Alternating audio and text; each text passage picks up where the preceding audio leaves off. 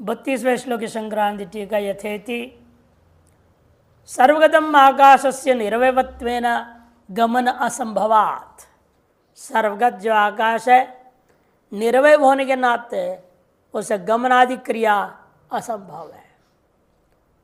सर्वम येन गतम व्याप्तम, इसलिए सारे चीज़ों को येन गतम मने व्याप्तम, जिसके द्वारा व्याप्त किया गया, तत् उसका नाम होगा सर्वगतम, आकाशम का विशेषण है। सर्वेषु अपि घटपटादिषु भूर्द्रव्येषु दृष्टेषु अदृष्टेषु च सर्वत्र बहिरन्तश्च व्याप्य वर्तमानम अपि आकाशम सौक्ष्म्यात्।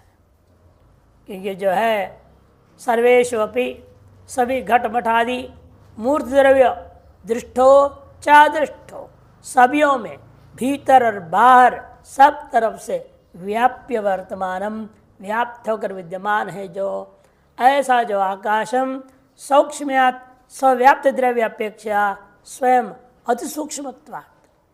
सौक्ष्म्यात् का अर्थ है वह जिन द्रव्यों को व्याप्त कर ले रहा है, जिन द्रव्यों को व्याप्त कर ले रहा है उन द्रव्यों की अपेक्षा से वह अति सूक्ष्म है। स्वयं अति सूक्ष्मत्वात् तद्द्रव्य गुण दोष ही सुगंधादिभिश्च वर्षवात आतप वन्य धूम रज पंकादिभिरपि यथा नौपलिप्यते। सुगंधादि हो, चाहे बारिश हो, हवा हो, धूप हो, अग्नि हो, धुआं हो, धूल हो, कीचड़ हो, कुछ भी हो, किसी से भी आकाश का कोई संबंध नहीं होता। यथा आकाशो नौपलिप्यते लेप्य लेपक लेपन क्रिया अविषयत्वात्। लेपन करने योग्य, लेपन करने वाला और लेपन रूपी क्रिया इन सब का अविषय होने से येन केनापि लिप्तम न भवति न स्पृशति इत्यर्थः। जिस किसी से भी वो लिप्त नहीं होता अर्थात जिस किसी से स्पर्श उसका होता नहीं, ये इसका अर्थ है। तथा सर्वत्र सर्वेषु देहेषु, उसी प्रकार से सर्वत्र सभी देहों में जातौ एक वचनम। जात्यर्थ में, क्योंकि व्याकरण में दो पक्ष होता है, व्यक्ति पक्ष और जाति पक्ष। व्यक्ति पक्ष में भी उद्भूत अवयव और अनुद्भूत अवयव को लेकर व्यवहार होता है। उद्भूत अवयव वाला हो तो बहुवचन होगा और अनुद्भूत अवयव वाला हो तो एक वचन हो जाता है। मैंने अवयवी दृष्टि से विचार करेंगे एक वचन होगा, अवयव दृष्टि से विचार करते हैं तो बहुवचन होता है व्यक्ति पक्ष में। और जाति पक्ष में तो सदा ही एक वचन होगा, चाहे वो अवयव दृष्टि से हो चाहे अवयवी दृष्टि से हो। यहाँ जातौ एक वचन एक कह दिया है।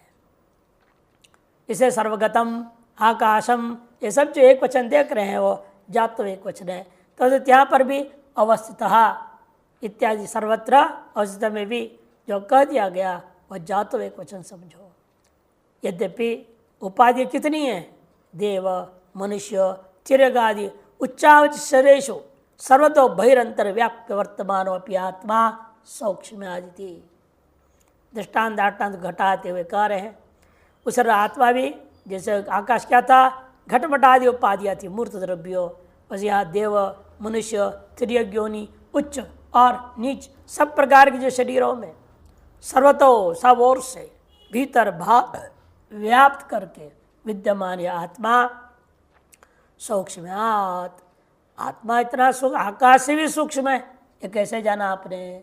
सूक्ष्माच्च तत्सूक्ष्मतरं विभाति, श्रुति कहती है। सूक्ष्म जिसे कहा जाए उससे भी सूक्ष्मतर रूपेण यह आत्मा अनुभव में आता है। इति श्रवणात् अव्यक्त महदादिरपि परम सूक्ष्मत्वात् देहेन्द्रिय प्राण मनोबुद्ध्यादिभिर अधुना पूर्वम शतकोटि जन्म भिश्च कृतैः कर्मभिः पुण्य पापैर नोपलिप्यते। इत्या श्रुति से स्पष्ट है अव्यक्त महद आदियों की अपेक्षा से भी यह आत्मा सूक्ष्म है।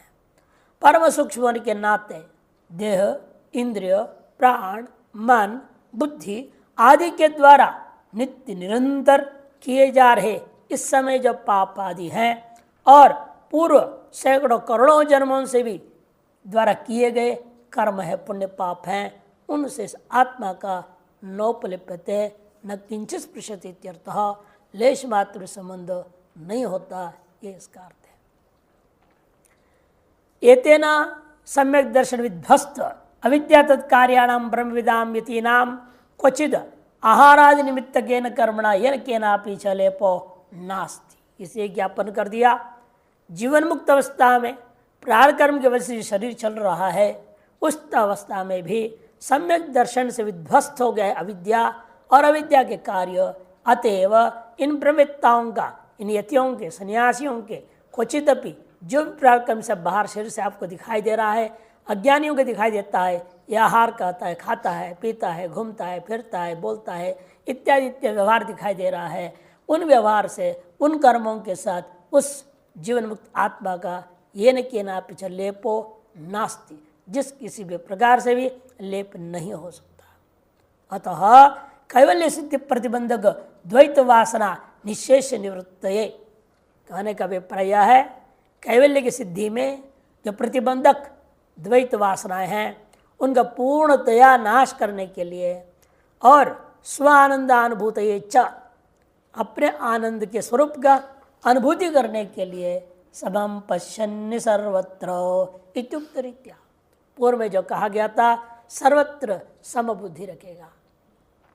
अहमेव इदम सर्वम ब्रह्मैव इदम सर्वम, इस भाव से जब अनुभव करने लगता है तो ये स्थिति आ जाती है।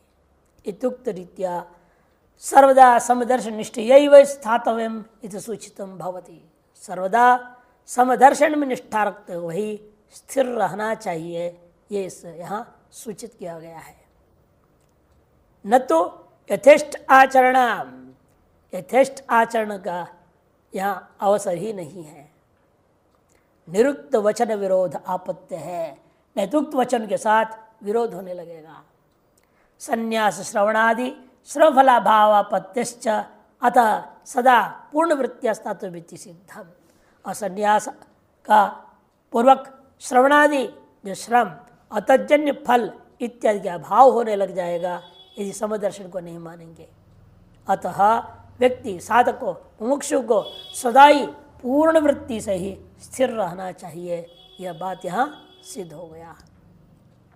टिप्पणकार कहते हैं निर्गुणत्वात्, निर्गुणत्वादिति न करोति इति सिद्धि असंगत्व नोपलिप्यते च इति साधयति यथा इति। निर्गुणत्वात् हेतु से न करोति न लिप्यते जो कहा गया था, और उसी को यहाँ और स्पष्ट करने के लिए,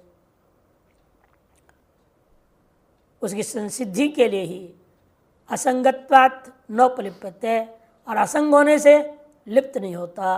दो हेतु सीधे सीधे, निर्गुणत्वात् न करोति और असंगत्वात् नोपलिप्यते, इन दोनों बातों की संसिद्धि के लिए ही यह आगे के श्लोकों के द्वारा हेतु को दिया गया। इति साधयति यथेति, दृष्टांत के द्वारा ही व्याप्ति को ग्रहण किया जाएगा। दृष्टांत कहने के लिए अनुमान का कोई मतलब नहीं निकलता है। यह दृष्टांत देना जरूरी था, अतः आकाश को दृष्टांत रूपेण कथन किया गया। सूक्ष्म्यात् सूक्ष्माच्च सूक्ष्मतरं विभाति अणोरणीयान् महतो महीयान् इत्यादि श्रुता है। सर्वत्र पंकादिष्वपि व्याप्तः आकाश पंकादिवर नोपलिप्यते असंगत्वात्। सर्वत्र कीचड़ आदियों में भी व्याप्त है आकाश, लेकिन कीचड़ आदियों के साथ कोई संबंध नहीं होता असंग स्वभाव वाला होने से। तद्वदात्मा भी ठीक उसी प्रकार आत्मा भी देहादि उपाधिगत दोषेर नोपलिप्यते असंगत्वात्। देहादि उपाधिगत गुण दोषों के द्वारा उपलिप्त संबद्ध नहीं होता, क्योंकि वह असंग स्वभाव वाला है। श्रुति कहती भी है असंग हो या यम पुरुष यदि श्रुत है। असंगत्व हेतु वो असंग क्यों हुआ? असंगत्व में क्या हेतु है? तो सूक्ष्म्यादिति निरत्वाच्चैति जेयम। यहाँ इस श्लोक में सूक्ष्म्यात् का है और पूर्व श्लोक में निरवत का है। यही दो हेतु है इसके पीछे, असंगत्व के पीछे।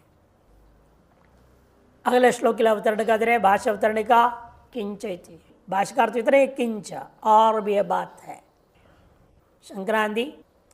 संक्रांति कहते हैं श्रुति युक्ति अनुभूति भी आत्मन प्रकृति वैलक्षण्यम ज्ञात्वा प्रकृतिम आत्मनि प्रविलाप्य आत्मन साम्यमेव सर्वदा पश्यतो यतेर विधेय मुक्ति निश्चित्य। श्रुति, युक्ति और अनुभूति तीनों के द्वारा बात सिद्ध कर दिया गया। आत्मनः प्रकृति वैलक्षण्यं ज्ञात्वा, स्वयं का प्रकृति से विलक्षणता का अनुभूति करके, प्रकृति हम आत्मनि प्रविलाप्य, इस प्रकृति को अपने आत्मा में ही विलय करके आत्मन साम्यमेव, आत्मा का समभाव को सर्वदा पश्यतो, सर्वदा सर्वत्र अनुभव करता हुआ यति के विधेय मुक्ति, यह बात निश्चय कर दिया गया। उस प्रकरण को उपसंहर तो काम, और उसको उपसंहार करने के लिए आगे 2 श्लोक है इस अध्याय की समाप्ति पूर्व का। श्री भगवान मुक्तिरात्मना प्रकृति विलक्षण ज्ञानम एव आदि कारणम इति मंद प्रज्ञानम उक्त ज्ञाने निर्विचिकित्सत्वाय पुनरपि एतद्यो वेत्ति इत्यादि कहा गया था। भगवान ने जो है मुक्ति इस आत्मा का आत्मना मुक्त है, प्रकृति विलक्षण ज्ञानम एव आदि कारणम, प्रकृति से अत्यंत विलक्षण है, अलग है, असंबद्ध है, यह ज्ञान ही प्रथम कारण है। यह ज्ञान पक्का कर लो, मेरा इस प्रकृति से कोई संबंध नहीं है, मैं प्रकृति से अलग हूँ। तो शरीर आदि ये मेरा जो चला रहा हूँ ये गलत है, ये शरीर आदि मेरा नहीं है ना, ना मैं इनका हूँ, आपस में इनका कोई संबंध ही नहीं है। अहम भाव को त्यागे बिना काम नहीं हो सकता। इस बात को मंद प्रज्ञों के लिए पूर्व में उक्त ज्ञान को दोबारा संशय रहित करने हेतु भगवान ने यहाँ कहा था एतद्यो वेत्ति तर्म प्राहो प्रक्षेत्रज्ञ इत्युक्त लक्षण से आत्मना, उस लक्षण वाला आत्मा का ही क्षेत्रज्ञ से क्षेत्र विलक्षण रवि दृष्टान्त विस्पष्टयति। क्षेत्रज्ञ का क्षेत्र से विलक्षणता को सूर्य के दृष्टांत के द्वारा भी अब और स्पष्ट किया जा रहा है। यथा प्रकाशयत्येकः कृष्णं लोकमिमं रविः क्षेत्रं क्षेत्री तथा कृष्णं प्रकाशयति भारत। यथा प्रकाशयत्येकः कृष्णं लोकमिमं रविः क्षेत्रं क्षेत्री तथा कृष्णं प्रकाशयति भारत। हे भारत, यथा रवि एक एव सन, अकेला सूर्य किसी की सहायता के बिना, इमाम कृष्णम लोकम, यह संपूर्ण लोक को, पूरे ब्रह्मांड को प्रकाशयति, यथा प्रकाशन कर देता है, बिना संबंध जोड़े, किसी के साथ भी जो है राग द्वेष भाव के बिना, विशेष संबंध आदि के बिना, सर्वसामान्य प्रकाश के द्वारा सबको प्रकाशित कर देता है। जब भगवान सूर्य को जल अर्घ्य देते हैं, उनको विशेष प्रकाश देता है क्या सूर्य है? ठंड में उनके घर पर विशेष धूप लगा देता है क्या? ये मेरी पूजा करते इसलिए इनको विशेष गर्मी दे दूं, अरे मेरा नहीं करता है इसलिए खूब ठंड दूं इसको, ऐसा कभी नहीं करते।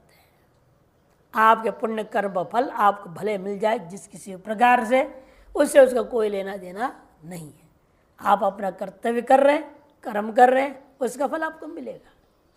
लेकिन आप विशेष उसकी पूजा कर रहे हैं तो आपको विशेष प्रकाश देगा, ऐसा यह संभव नहीं है। संपूर्ण लोगों को निरपेक्ष भाव से, प्रत्युपकार की भावना से भी रहित होकर के देता है। ठीक उसी प्रकार से कृष्णम क्षेत्रम, यह संपूर्ण खेती, देहादि संपूर्ण जगत जो भी स्व के अंदर प्रकाश है, यह क्षेत्री जो आत्मा है वह प्रकाशयति, वह प्रकाशन करता है। यथा प्रकाशयति अवभासयति, जिस प्रकार से प्रकाशन करता है मैंने अवभाषण कर देता है। कौन? एक अकेला ही। किसको प्रकाशन करता है? कृष्णम लोकम इमम, यह संपूर्ण लोक को कौन करता है? वो एक रवि ही सविता आदित्य। रवि है, उसका दूसरा नाम सविता भी है, आदित्य भी है, अनेकों नाम है। वह अकेला ही संपूर्ण जगत को प्रकाशित करता है। उपकार प्रत्युपकार आदि की अपेक्षा के बिना, किसी प्रकार विशेष की अपेक्षा के बिना, भेदभाव के बिना ही सबको समान रूप में प्रकाशित कर देता है।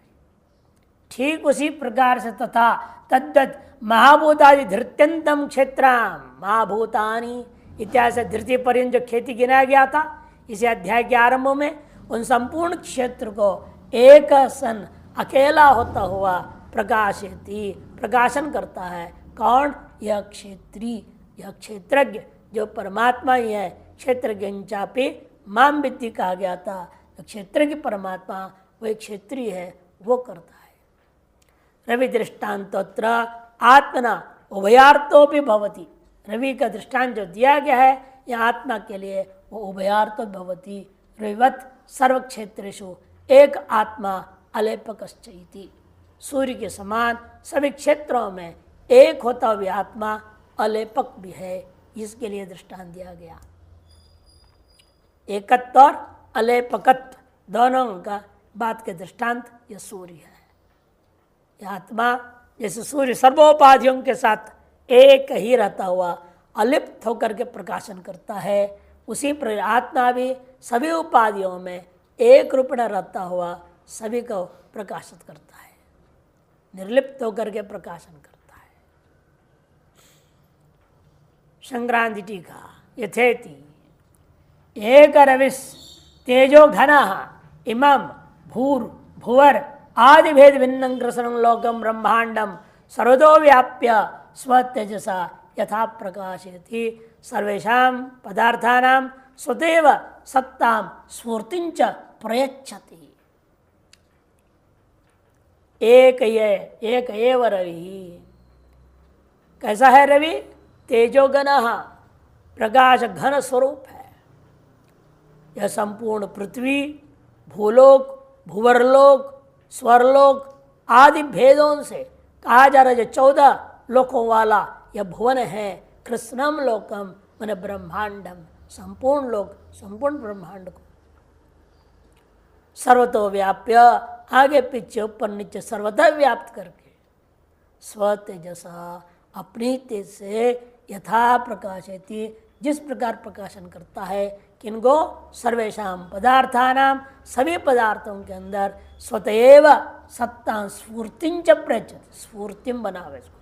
सत्ता और स्फूर्ति दोनों देता है सबको। सूर्येणैव हि जडानां घटाय सर्व पदार्थानां घटोस्त्ययमिति सत्ता च स्फूर्तिश्च संभाव्यते। कि सूर्य के द्वारा ही इन जड़भूता सकल पदार्थों में, घटादि सकल पदार्थों में यह घड़ा है या पट है यह कपड़ा है इत्यादि रूपेण सत्ता और स्फूर्ति दोनों ही संभावित होता है। ततः कृष्ण नाम रूप विशेषैर अनेकदा भिन्नम ब्रह्मांडम, संपूर्ण नाम रूप विशेषों के द्वारा अनेक प्रकार से भिन्न हुए ब्रह्मांड को स्वयं अभिन्न स्वभाव एक एव सन सूर्य, स्वयं कैसा है? अभिन्न स्वभाव वाला है, एक में अद्वितीय है। ऐसा वह सूर्य स्वभाष्य विलक्षण अप्रदर्भाष्य से अलग रहता है, तत्संबंध रहित, उनके संबंध से रहित होता है। ऐसा होते हुए सन यथा प्रकाशयति, जिस प्रकार से वो प्रकाशन कर रहा है, तथा ये दृष्टांत हुआ ठीक उसी प्रकार से क्षेत्री। क्षेत्री मने क्षेत्रमस्य अस्ति इति क्षेत्री अतः नहीं ठहराओ। क्षेत्र जिसका है, जिसको पूर्व में दूसरे नाम से क्या कहा था? क्षेत्रज्ञ।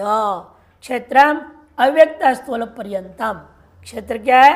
अव्यक्ता से लेकर के स्थूल पर्यंत समष्टि व्यष्टि भावेण विभक्त अगर परिदृश्यमान यह संपूर्ण जगत शरीरम अस्य अस्ति जीयत्वेन प्रकाशत्वेन च, और शरीर इसका है इस प्रकार से जीयत्वेन प्रकाशत्वेन च विषयीभूय, इन सब को विषय करता हुआ तिष्ठतीति रहता है, जो उसका नाम क्षेत्रीय है, क्षेत्रज्ञ है, आत्मा है। और कैसा है इसमें? स्वयं एक एव चिद घन, एक ही है, चिद घन है। अपनी सत्ता और स्फूर्ति से इन सब को सत्ता स्फूर्तिमान बना देता है। क्षेत्रित्युक्ति क्षेत्र तत्स्वामी नो रिव, क्षेत्रीय कहने से कहीं भ्रम न हो जाए आदमी को, क्षेत्र और क्षेत्र के स्वामी के समान स्वामी स्वाम्य भाव हो जाए, विकल्प हो जाए, स्वस्वामी भाव, द्वैत, क्षेत्र क्षेत्र की ओर, अचेतनत्व चेतनत्व, जीयत्व जातृत्व, भाष्यत्व भास्कत्व धर्मैर विलक्षण द्योतनार्थ। ये केवल परस्पर विलक्षणता का द्योतन करने के लिए है। एक क्षेत्र है तो दूसरा क्षेत्रज्ञ है, एक अचेतन है तो दूसरा चेतन है, एक ज्ञेय है दूसरा उसका ज्ञाता है, एक भाष्य है दूसरा उसका भाषक है, इत्यादि धर्मों के माध्यम से परस्पर अत्यंत विलक्षणता का द्योतन करने के लिए जानकर शब्द प्रयोग किया, न कि द्वैत की सिद्धि के लिए है। यथ क्षेत्रज्ञ तथा क्षेत्रात् भिन्न आत्मा भी, जिसलिए क्षेत्रज्ञ एक क्षेत्र से भिन्न है तो आत्मा भी इसलिए क्षेत्र से भिन्न सिद्ध हो गया। एक क्षेत्रज्ञ और आत्मा दो भिन्न वस्तु नहीं है। क्षेत्रम महदासर विकारोपेतम नाम रूप जाति क्रिया गुण विशेषेर अनेक भेद भिन्नं कृष्णम तदवस्था तद्धर्म तत्कर्मे सह सर्वम प्रकाशयति। आत्मा क्या करता है? इस क्षेत्र को, क्षेत्र क्या है? महत तत्व से आरंभ करके स्थूल शरीर पर सारा चीज ले लो, महदादि से आरंभ करके स्थूलांतानाम सर्व विकाराणाम, सकल विकारों को ले लो, इनको क्या भेद भिन्नम, और कैसा है वो? सर्विकारोपेतम नाम रूप जाति क्रिया गुण विशेष, नाम रूप जाति क्रिया और गुण, इन विशेषों के द्वारा अनेक भेदों से भिन्न भिन्न प्रतीत होता है क्षेत्र। ऐसे संपूर्ण क्षेत्र हो कृष्णम क्षेत्रम, उनकी अवस्था, उनका धर्म, उनके कर्मों के सहित उनको सबको प्रकाशित, कैसे प्रकाशित कर देता है? सूर्य तो एक जगह रह रहा है, वहां से रहकर सबको व्याप्त करके कर रहा है। ये आत्मा, कहते आत्मा ऐसा नहीं है सूर्य के जैसे। दृष्टांत दाष्टान्त को जिस अंश में दिया गया उतने अंश में लो। दृष्टांत किस अंश में दिया गया बताया था? एकत्व और निर्लिप्तत्व, उतने अंश में लो, क्योंकि यह स्वस्मिन् अध्यस्ताना, उसमें अंतर क्या बता दिया? सूर्य में जगत अध्यस्त नहीं है, सूर्य जिसको प्रकाशन करे सूर्य में अध्यस्त नहीं है। सूर्य अलग है, उसके प्रकाश पदार्थ अलग है, लेकिन यहाँ ऐसा नहीं है। आत्मा से अलग प्रकाश्यभूत जगत का कोई स्वतंत्र पृथक सत्ता नहीं है, वह आत्मा में अध्यस्त है। स्व में अध्यस्त को स्व के द्वारा प्रकाशन के पात्र होता है। वह करे स्वस्मिन् अध्यस्तमिति, अध्यस्तानाम महदा स्थूलांतानाम सर्विकारणाम सत्ता स्फूर्ति च पृच्छति, उनका सत्ता स्फूर्ति दोनों प्रदान भी करता है और उन सब के माध्यम से प्रकाशन भी कर देता है। और फिर भी उन अध्यस्त पदार्थों से उसका कोई संबंध नहीं होता है और निर्लिप्त रहता है। ये तेन क्षेत्रज्ञ से आत्मना क्षेत्र तद विकार तद धर्म तत्कर्म तदवस्था जातृत्व क्षेत्रत्व नित्यत्व सर्वक्षेत्रेषु एकत्वम बुद्धिया सर्व जड़ पदार्थ प्रकाशकत्व प्रकाश स्वरूपत्व स्वप्रकाशत्व वृद्धिक्षयादि अविषयत्व एक रूपत्व सर्वव्यापकत्व असंगत्व अविक्रियत्व अकर्तृत्व अकारितृत्व अभोक्तृत्व अभोजयतृत्व सर्वदृष्टित्व सर्वदृश्य धर्म शून्यत्व स्वसन्निधि मात्रेण सर्वप्रवृत्ति हेतुत्व सर्वभाष गुण दोष असंस्पृष्टत्व सर्वसाक्षित्व स्वसाक्षात्कारेण तमस्तत्कार्य निवर्तकत्वंच प्रतिपादितम भवति। लंबे वाक्य लिख दिए। एतेना, इससे यह सिद्ध किया जा रहा है कि क्षेत्रज्ञ से आत्मना, क्षेत्र जो आत्मा है यह क्षेत्र, क्षेत्र का जो विकार, तद विकार, तद धर्म, तद कर्म, तद अवस्था, इन सब का ज्ञातृत्व आत्मा में है, ये सिद्ध हुआ। दूसरा, आत्मा चेतन है और ये सब जड़ है। तीसरा, आत्मा नित्य है और यह सब अनित्य है। चौथी बात, सकल क्षेत्रों में वह आत्मा अज्ञानी के दृष्टिकोण से अनेक जीवात्मा लगता है, लेकिन वास्तव में वह एक ही आत्मा है। सर्व क्षेत्रेषु एकत्वम, बुद्धियादि सर्व जड़ पदार्थ प्रकाशकत्वम, बुद्धियादि सकल जड़ पदार्थों का भी वह प्रकाशक है। केवल प्रकाशक ही नहीं है, किंतु प्रकाश स्वरूप है। प्रकाश स्वरूप होता हुआ किसी अन्य का है क्या? नहीं, स्वप्रकाशत्वम, स्वप्रकाशत्व है उसमें। वृद्धि क्षय आदि अविषयत्वम, अतएव सूर्य के समान वृद्धि क्षय आदि वाला नहीं होता, किंतु वृद्धि क्षय आदि का अविषय होता है। एक रूपत्वंच, एक स्वरूप है उसका। सूर्य के 12 महीने 12 अलग अलग रूप हो जाता है, अलग अलग नाम से कहा जाता है, इसलिए उसको इन आत्मा का तो आत्मा ही नाम से, अलग अलग नाम होता नहीं। इसका सीजन में कोई डिफरेंस नहीं होता है। फर्क होगा क्या? ठंडी के दिन में आत्मा अंदर से गर्म हो जाए, गर्मी के दिन में आत्मा अंदर से ठंडा हो जाए, ऐसा तो कभी होता नहीं। आत्मा तो जैसा कि वैसा है, क्योंकि वो निर्धर्मक है, फर्क पड़ता नहीं है। इसलिए कहते हैं एक रूप सर्वव्यापकत्व, उतना एक रूप रहता है, इतना ही नहीं, साथ साथ वह सर्वव्यापक है, असंग है, अविक्रिय है, अकर्ता होने से अकारयिता भी है वो, अभोक्ता होते हुए अभोजयिता भी, दूसरों को भोग भी नहीं कराता वो, सर्वदृष्टा है, सर्वदृश्य धर्म से शून्य, दृश्य धर्मों से वह रहित होता है। सर्वदृश्य धर्म शून्यतम, स्वसन्निधि मात्रेण, अपने सन्निधि मात्र से, सर्व प्रवृत्ति हेतुत्तम, सभी में प्रवृत्ति के प्रति कारण होता है। सर्वभाष्य गुण दोषास्पृष्टत्व, सकल भाष्यगत गुण या दोषों से असंबद्ध होता है। सर्वसाक्षित्वम, सर्व स्वसाक्षात्कारेण, और सर्वसाक्षी होते हुए उसके अपने आत्मस्वरूप का साक्षात्कार होने मात्र से तम, और तम का जो कार्य का वह निवर्तक होता है। इतनी बातें यहाँ प्रतिपादन कर दिया गया है पूर्व कुल 32 श्लोकों में।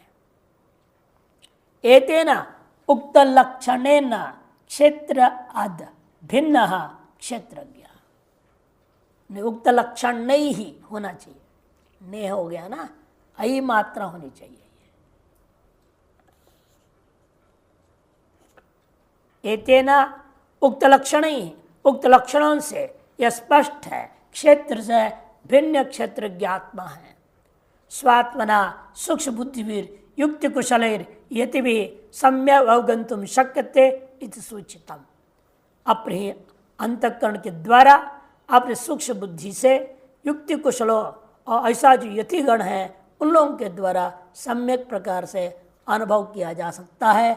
यह बात भी यहाँ सूचित किया गया भारत इस संबोधन के माध्यम से। हे भारत संबोधन है, भायाम रत इति भारत। भा क्या होता है? ज्ञान।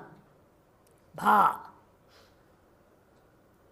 तस्य भाषा सर्वमिदं विभाति, भास बन जाता है। भा दीप्तौ धातु ही है, उसे असुन प्रत्यय हुआ तो भास, उसका तृतीय में भाषा।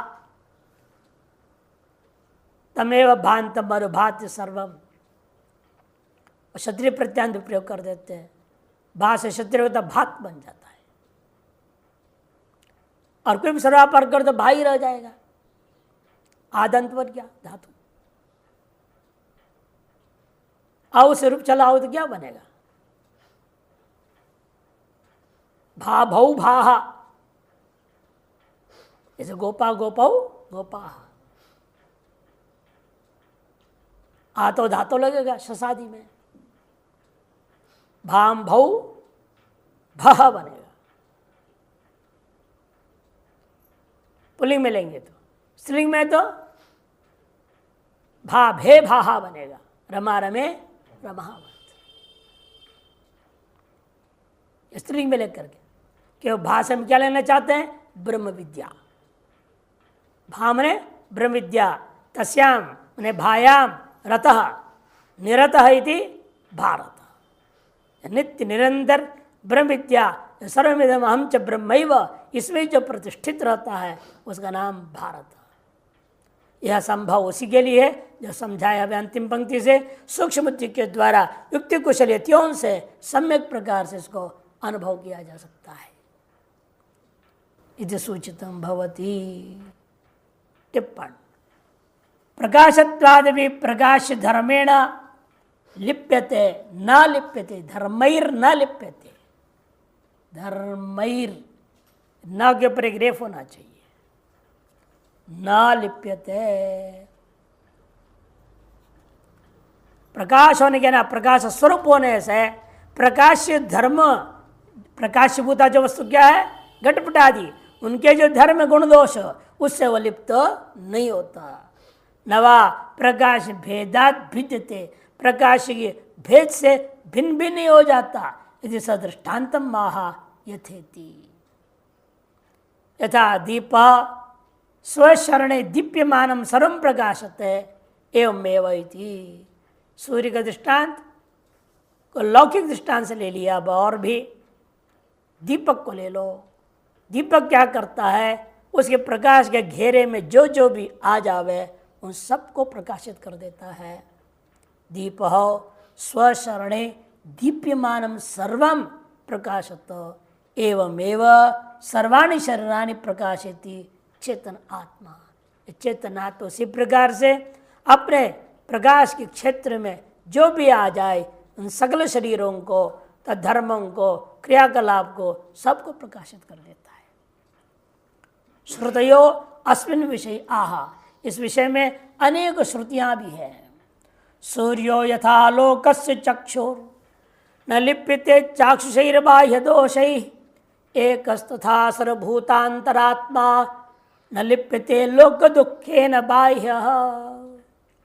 सूर्यो यथा लोकस्य चक्षु, सूर्य जिस प्रकार इस संपूर्ण दुनिया का प्रकाशक है, वह चाक्षुषीर बाह्य दोषी, जो चाक्षुष दृश्यभूत वस्तुओं के बाह्य दोषों से न लिप्यते, लिप्त नहीं होता। एक अस्तुता सर्वभूतांतरात्मा, उसी प्रकार एक में अद्वितीय सकल भूत में व्याप्त हुआ जो आत्मा है, न लिप्यते लोक दुखे न बाह्य, इस शरीर आदि से होने वाले सुख दुख आदि बाह्य से वस्तुओं से लिप्त नहीं होता। कठोपनिषद का यथा ह्ययं ज्योतिरात्मा विवस्वान् अपो भिन्ना बहुरूपो अनुगच्छन् उपादेन क्रियते भेद रूपो देवः क्षेत्रेष्वेवं अजोऽयम् आत्मा इति च। यथा ह्ययं ज्योतिरात्मा विवस्वान्, जिस प्रकार से ये ज्योतिर्मय प्रकाशमय ये जो सूर्य भगवान है, वह अपो भिन्ना जल का भेद होने से बहुरूपो अनुगच्छन अनेक रूप धारण कर लेता है। ब्रह्मसूत्रकार ने इसलिए जल सूर्य का अधिवत दृष्टांत दिया। अलग अलग बर्तन है, अलग अलग रंग के जल है, उसमें मान लो अलग अलग वस्तु रखे गए हैं, उन सबको प्रकाशन करता है। उन सभी में अलग अलग सूर्य, अनेक सूर्य दिखाई देता है। बहुरूपोपि अनुगच्छन, बहुत रूप को प्रदान कर प्राप्त करता हुआ भी। उपाधिना क्रियते भेद रूपो, उपाधि के द्वारा उस एक में देव का भेद रूप दिखाई देता है। एवं क्षेत्रेषु अयम अजो आत्मा इति, उसी प्रकार से सकल शरीरों में यह अज आत्मा एक होता हुआ सर्वत्र भाषित होता है। स्मृतिकार भी कहते तथा च स्मृति यद् सवितर्युदिते करोति कर्माणि जीवलोको अयम न चतानि न करोति च रविर न कारयति तद्वदात्मापि च। यद्वत् सवितरि उदिते, सूर्य का उदय होने मात्र से सारी दुनिया के जीवलों को अयम कर्माणि करोति कारयति च, ये जीवलोग क्या करते हैं? स्वयं कर्म करते उससे कराना लग जाते हैं, लेकिन सूर्य न करता है न कराता है। उसका उगने की मात्र से सब में स्वतः ही प्रवृत्ति हो जाती है, बल्कि उगने से पहले से ही तैयार हो जाते हैं। शास्त्रीय सिद्धांत है सूर्य उगने से पहले से उठना पड़ता है। ब्रह्म मुहूर्त में उठ से पहले उठो, ब्रह्म मुहूर्त से पहले उठ के नहा धो के ब्रह्म मुहूर्त में तैयार हो जाओ ध्यान करने के लिए। जब तक भजन करने बैठ जाओ, ये नियम है। और उगते सूर्य को फिर जल दे दो। आज वो लोग उगने के बाद उठते ही हैं, तो कब नहाएंगे, कब जल देंगे, रात दोपहर के 12 बजे देंगे हैं? हम लोग चलो कभी तो दो तो सही, फिर धीरे धीरे वही कर्म के पुण्य से विवेक जगेगा, अकल सुधरेगा, जल्दी उठेगा, सब काम होगा। लोगों को बार बार हम लोग बोलते हैं, जब तक स्वयं नहीं करोगे दूसरों को जितना भी उपदेश दो उसका कोई फायदा नहीं होता। बच्चे को उपदेश देते हैं हम लोग, जल्दी उठो, वो कहते मम्मी पापा उठते नहीं, तो हम क्या करें उठ करके? बताओ अब दोष किस पर गया? जो बड़े पर ही तो गया। इसलिए बड़ों का कर्तव्य है आपको आदर्श स्थापित स्वयं करना पड़ेगा। स्वयं पता है, एक आदमी आया, वो कहता है मेरा बेटा बीड़ी पीता है, आप छुड़ाओ उसको। मैंने कहा मैं नहीं छुड़ा सकता, जब तक तुम छोड़ोगे नहीं वो छूटेगा नहीं। ऐसे क्यों? कि तुम ही तो उसके हाथ से बीड़ी मंगाते हो, और तो पी के फेंकता है, वो आधा बीड़ी पी के बचपन से उसकी आदत हो गई। गलत कौन है? तुम ही तो किया है गड़बड़, आज भुगतो उसको। आज तुम छोड़ोगे तभी वो सुधरेगा, और कहेगा पिताजी नहीं लेते तो मैं भी नहीं लूंगा। जब तक उसके हाथ से मंगाते रहो या उसके सामने पियोगे तब तक वो पिएगा, कोई बदल नहीं सकता। इसे व्यक्ति को ये बात बार बार गुड़ का दृष्टांत हम लोग नहीं दिए महात्मा का, स्वयं आचरण में लाओ,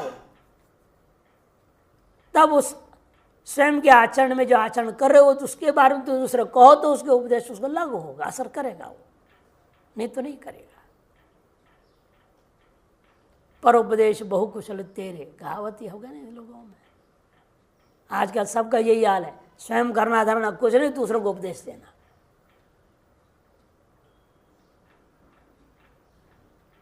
स्वयं करेंगे तब सब होता है। इसलिए कहते हैं प्रकाशत्वादपि प्रकाश धर्म न लिप्यते, प्रकाश स्वरूप होने के नाते प्रकाश धर्मों के साथ उसका लेप नहीं होता। नवा प्रकाश भेदात भिद्यते, और प्रकाश भेद से भिन्न भी नहीं होता। इसे सदृष्टान्तम माहा यथेति यथा दीप इत्यादि। इसे यथा यम ज्योतिरत स्मृति ने कहा यद् सवितरि उदिते करोति कर्माणि जीवलोकोयाम, यह जीव लोग जो है सगल कर्मों का कर्ता कराता है। सूर्य का जो उगते ही बराबर, न चत्तानी न करोति च रविर, और वह रवि उनको न करता है न उन्हें कराता ही है, न कारयति च तद्वद आत्मा भी, आत्मा भी प्रकाशन अपना प्रकाश और से प्रकाश दे देता है, न आपसे कुछ करता है न वो कराता है।